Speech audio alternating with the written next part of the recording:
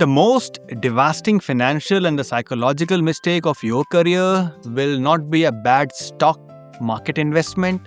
It will be signing an employment contract with a toxic manager. When you sit in the final interview, you're operating under a massive inherited delusion. You believe the company is evaluating. You believe you must prove your worth, jump through their hoops, and politely accept whatever structure they hand. You are acting like a desperate applicant when the 2026 labor market mathematically requires you to act like a ruthless investigator. Before I give you the exact uncompromising algorithmic blueprint to execute a reverse background check and strip away the corporate facade of your future boss, hit the subscribe button and press the notification bell. I post daily videos showing you exactly how to navigate the global labor market using cold, hard engineering logic. You do not want to miss these architectures. In the next 20 minutes or less, I'm going to give you the ultimate empowerment promise. I'm going to show you how to shift the balance of power entirely into your own hands.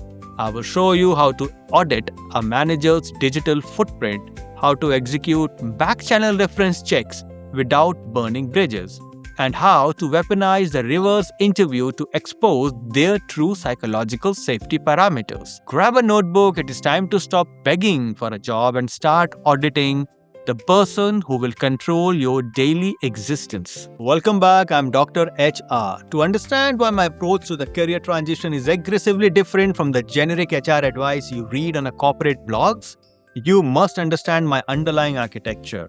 I hold a PhD in human resources, a master's from prestigious Tata Institute of Social Sciences TISS in Mumbai, and a bachelor's in computer engineering. I do not look at the manager as a leader or a mentor. In systems engineering, your manager is a single pivot of failure. We must build a fence around this concept immediately. This masterclass is not about finding a manager who is nice or who acts like your friend. A nice manager who lacks the political capital will watch you drown in a corporate restructuring. We are auditing for structural competence, psychological stability, and the ability to sponsor your upward trajectory. If you inherit a bad manager, you do not just suffer a miserable Monday morning, you suffer the manager's regret tax. A multi-year stagnation of your compounding lifetime earning because your achievements are trapped beneath their incompetence. Let us dismantle their facade and execute the audit. Phase 1. The power dynamics shift. We must first diagnose the massive power dynamic shift required to survive the 2026 talent market. Historically, the corporation held absolute leverage. They had the capital, you needed the salary. But in the era of automated execution and autonomous AI agent, baseline labor is commoditized. If you are an apex operator, if you possess the strategic discernment and cross-functional synthesis we have discussed in the previous masterclasses, you are a scarce, high-yield asset. Yet, when apex operators enter the final interview, they revert to submissive behavior. They forget that the manager sitting across them is highly incentivized to lie. The manager is desperate to fill the headcount. They will project a carefully curated illusion of a dynamic, fast-paced, family-like culture. You must cycle this subject in your mind. You are a buyer. They are the seller. You are buying their leadership with the most precious, non-renewable asset you possess, your cognitive bandwidth and your time. If you do not vet your future manager, you risk stepping into the manager's regret tax. A toxic box can derail your career faster than a low salary can be renegotiated or offset by side ventures. A toxic boss destroys your mental health, claims credit for your intellectual property, and actively blocks your data from reaching the C-suite's promotions dashboard. They are a virus in your professional operating system. You must detect the virus before you unplug yourself into their network. Phase 2. The digital footprint audit. Before you ever step foot into the boardroom or log into the final Zoom call, you must execute a ruthless intelligence gathering operation. You must perform a digital footprint audit. Do not just look at their LinkedIn job titles. Titles are vanity metric. You are looking for the behavioral metadata. Performance productivity versus genuine leadership. Analyze their public activity. Are they demonstrating genuine thought leadership, or are they engaging in a performative productivity? If a manager's feed consists exclusively of the post saying, "I am so thrilled to announce that I led the successful launch of Project X," you're looking at a massive red flag. Notice the pronoun I. They are a credit vampire. A genuine leader's digital footprint looks completely different. They post, "Incredibly proud of my lead engineer Sarah, who architected the backend for the Project X." Apex leader use their public platform to shine a spotlight downward, not upward. The AI sentiment analysis. You can weaponize the LLM Council framework here. Extract the text of the manager's last 20 public posts and comment. Feed them into Claude or ChatGPT with a strict meta-negative prompt. You are a forensics behavioral psychologist. Analyze this text corpus. Do not summarize it. Scan for signs of narcissism, micromanagement, and credit-taking behavior. Tell me the psychological profile of the author and how they treat subordinates under stress. The attrition vector. The most critical data point you must extract from LinkedIn is a historical tenure of their direct report. Look at the people who currently work for them, and more importantly, look at the people who used to work for them. If you see a pattern where a highly qualified professionals join this manager's team and consistently leave within 8 to 14 months, you have discovered a systematic structural failure. High turnover is the ultimate, undeniable mathematical proof of a toxic environment. The HR department will cover it up, the public metadata will not. Phase 3, the back channel reference. The official HR interview loops is a sterile, heavily filtered environment. If you ask the HR director about the manager's leadership style, they will read you a corporate script. You must completely bypass the official channel and execute the back channel reference. You are going to leverage the open graph to get the unfiltered truth, identifying the shadow reference. You are looking for a specific type of former employee, the shadow references. This is a person who worked at the target company, overlapped with the target manager, but left the company shortly after his manager was hired or promoted. They have zero incentive to protect the manager, and because they no longer work at the firm, they are outside the blast radius of corporate retaliation. Crafting the outreach. You cannot just message a stranger and say, "Hey, is David a terrible boss?" That sounds like a professional sabotage, and an elite operator will instantly ignore you to protect their own network. You must craft a highly precise, structurally sound outreach message that appeals to their professional ego. The execution script. "Hi, I'm currently evaluating an offer to join company" as a title, reporting directly to the manager's name. "I noticed you have a highly successful tenure there, overlapping with their leadership. Because I treat my career transition with strict due diligence, I am reaching out to a select few Apex alumni.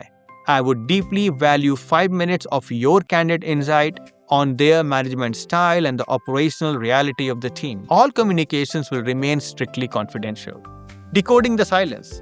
When you execute this back-channel outreach, pay attention to the silence. If you message 3 former employees and they all ignore you, or if one replies with a highly guarded, "It was a challenging environment, I wish you the best," you have the answer. Elite professionals will happily brag about their great mentors. When they refuse to speak, the silence is deafening.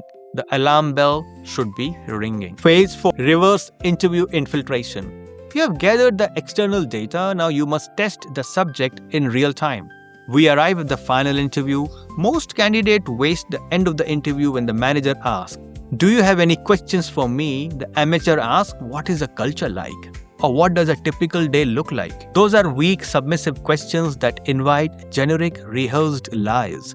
You must deploy reverse interview infiltration. You're going to use a Socratic interrogation to force the manager to reveal their conflict resolution style and their parameter for psychological safety. The stress test question. You look at the manager directly in the eye and ask, 1. Tell me about the last time one of your direct reports told you that your strategy was fundamentally wrong. How did you react and what was the outcome? 2. When a massive cross-functional project fails and the CEO is demanding answers, what is the exact mathematical and operational protocol this team uses to conduct the postmortem? Weaponizing the 7-second rule. Remember the Winston protocol from our previous masterclass? Once you drop that question, you shut your mouth. You weaponize the silence. You wait 7 full seconds. Observe their biological response. Do their pupil dilate in panic? Do they shift uncomfortably? If a manager stammers and cannot recall a single instance where a subordinate disagreed with them, it means they run a dictatorship built on fear. No one is allowed to disagree. If they answer the failure question by talking about holding people accountable, it means they throw their team under the bus to protect their own bonus. An apex leader will smile at that question. They will lean into and say, 3 weeks ago, my lead analyst proved my financial model was flawed. I scrapped my model, we adopted hers, and I made sure the C-suite knew it was her architecture. This is the exact signal you are hunting for. The culture coffee bypass. Before you sign the contract, you execute one final tactical maneuver. You state, I am highly aligned with this role. Before I sign the final paperwork, I require a 15-minute off-the-record coffee with one of my future peers on the team. If the manager becomes defensive or HR tries to block this request, they are hiding a toxic culture. A confident manager will instantly facilitate the meeting because they know their team will sell the company better than they. Phase 5, the final go, no-go decision. You have executed the audit, you have the external metadata, the back-channel intelligence, and the live Socratic stress test data. You must synthesize this into a cold, unsentimental manager's scorecard. You're looking to objectively weigh the career growth potential of the role against the identified red flags. Recognizing the green flags, the sponsor. You're not looking for a manager who will just assign you the task. You're looking for a sponsor. A manager assigns work, a sponsor actively uses their own political capital to force your name into rooms you are not allowed to enter. If your audit reveals that their past subordinates have been rapidly promoted into other high-level roles within the industry, you have found a sponsor. This manager is an accelerator for your compounding lifetime earning. Recognizing the red flags, the narcissist. If the back channel references were silent, if the manager took all the credit on LinkedIn, and if they panicked during the Socratic reverse interview, you're looking at a toxic trap. This is where you must exercise your ultimate leverage, the walkaway. Do not fall for the sunk cost fallacy. Just because you have spent 4 weeks in the interview loop does not mean you're obligated to sign. Taking a job with a toxic manager because the base salary is 15% higher is absolute financial self-sabotage. They will destroy your mental bandwidth, ruin your confidence, and stall your career trajectory for 3 years. You execute the final handshake with total confidence, or you walk away before the ink is ever spilled on the contract. Look closely at the mechanics of your career transition. The corporation has a massive, highly funded HR apparatus dedicated to conducting background checks, reference checks, and psychological evaluations on you. They dig into your past, they verify your degree, they call your former employers. If you are not executing the exact same ruthless algorithmic scrutiny on them, you're entering the battlefield completely unarmed. Stop hoping for a good boss. Stop crossing your finger and signing the contract. Execute the digital footprint audit, DM the shadow references, deploy the Socratic reverse interview, and hold the silence.